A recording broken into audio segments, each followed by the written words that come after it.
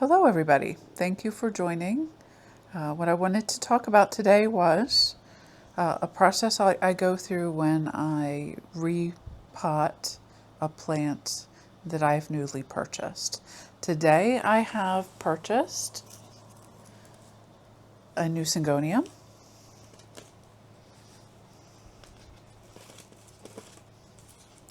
The label says that it is a Syngonium Silver Pearl. I got this for $4.95 at Home Depot. I had actually seen this plant before, but I decided not to buy it because it wasn't in the greatest of conditions compared to the other Syngoniums I bought at the time. I went to the store today just to browse and to look around, and I found this plant.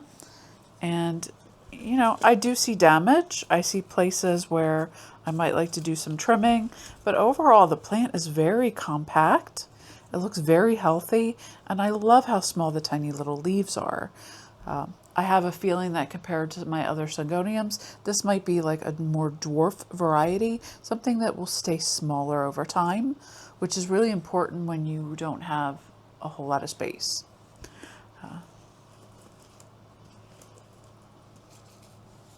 So I gathered the things that I need to make the potting soil.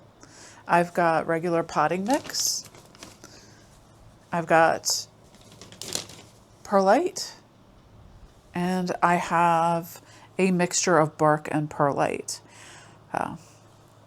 It's important that these particular plants have well-draining soil, kind of an aroid mix, if you will. And then I also gathered my mosquito bits. When I picked up some of the plants at the Home Depot, I was assaulted by fungus gnats.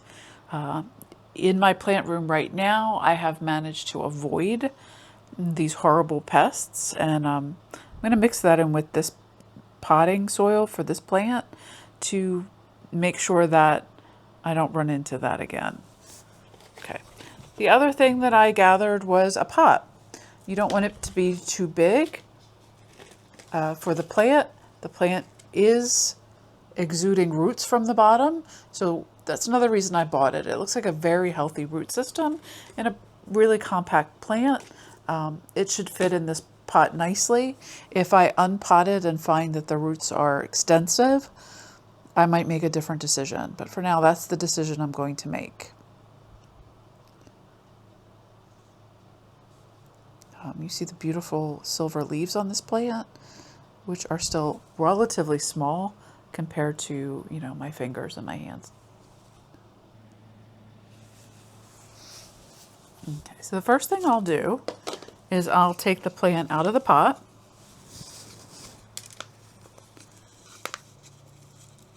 Gently, and try to see what the situation is that we're in. It's very wet soil.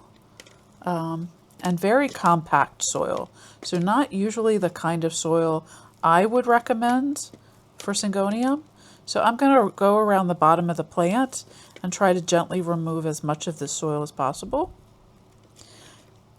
It will do a little bit of damage to some of these roots, but a plant with healthy root systems will not only survive this manhandling, but it will be better for it in the long run, because this highly peaty soil that holds way too much water over time could lead to root rot and just generally an unhappy plant. What I see with this particular plant is what I've seen with some of the others, and they wrap the roots. They're probably, which is not a dangerous thing, it's a plug. So they wrap the nodes, and I just like to kind of remove that. It's not probably necessary, but I want to give my plants up front the best chance that they have to grow and thrive and change over time. So I'm going to go ahead and do that. And you'll see I just massage the roots. I just try to get as much of this particular soil off as possible.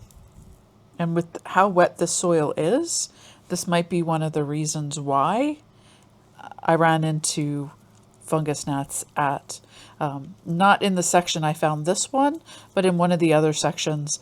The moment I touched the plants, they just flew up right at my face. I was really disgusted. I considered not buying anything there due to that, but this little beauty seemed worth the risk. Okay. So I took a lot off, not everything. You're not going to get all of it off, and I don't want to damage the roots any further than they are. So I'm going to go ahead and just do a tiny little bit more. And then I'm going to set this aside. And, okay.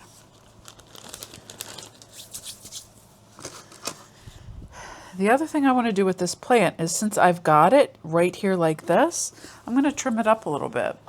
I'm going to get rid of some of those leaves that don't look nice. This isn't a necessary step. This is just a step that I want to take. These are ornamental plants for me, and I would like them to be ornamental.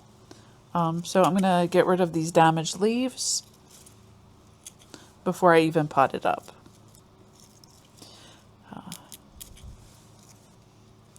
The other thing I noticed with this plant was in the middle, there's some new leaves growing. So I feel like this plant is a happy plant overall, even with some of the damage it's incurred and some of the overwatering it has probably been receiving. So I just see another leaf I don't like. I'm just gonna find out where that's located and just trim it off. So the rest of these leaves look pretty good. I don't like this one a whole lot either. I'm gonna go ahead and remove it. Okay.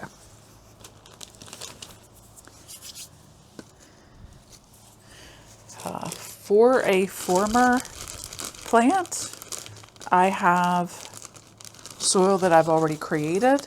It's not enough, so I'm probably going to have to make up more soil. We'll go ahead and dump that in here.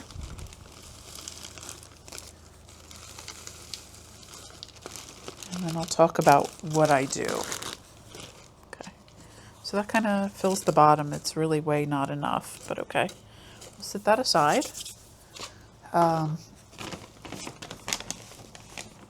going to pour out a little bit of potting soil. You'll notice how peaty it is. I'll try to break up the chunks.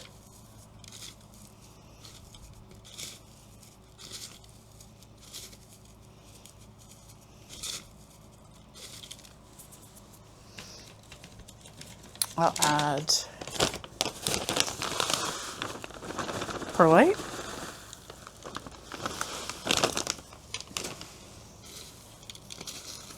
And what I'm looking for is a really aerated kind of a potting mix. I could probably leave it at that and it would probably be okay. But I have in the past bought a mixture of bark and large chunks of perlite. This was something I ordered sort of by accident, but it's been a very useful thing. So I'll add it here, just a little bit of that. Mix it together. That will give me additional aeration and additional stability. This particular mix has chunks of bark, chunks of stone, chunks of large perlite. It is a very interesting mix, used mostly for succulents, but would probably be very good also for orchids and aeroids. So I'm going to go ahead and, okay. I try not to be too messy because that's just who I am as a person, but you're going to get dirty, you're going to get messy. Just get that in here for the plant. Try to give this plant, you know, stability and something to grab into.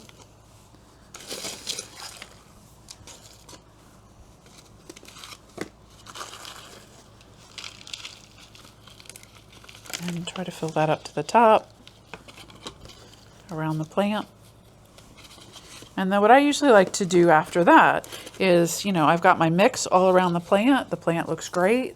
I'm going to get some more of this bark and perlite, and I'm going to just put it around the top. That's going to top dress it, and it's going to add even extra stability to the plant. And it's not actually going to hold on to water. And I did forget to add my mosquito bits. They tend to float. And what you can do is add them in, and it will disperse the nematodes or whatever it is that's inside of it into the soil part as you water it. They don't disappear over time, so I'll kind of mix it in, make it look a little nicer, and that will hopefully mitigate any gnat problems if there are gnat problems. And then we have my little guy all ready to go into whatever spot I choose. I hope that was helpful. Thank you everyone for joining. Have a good rest of your day.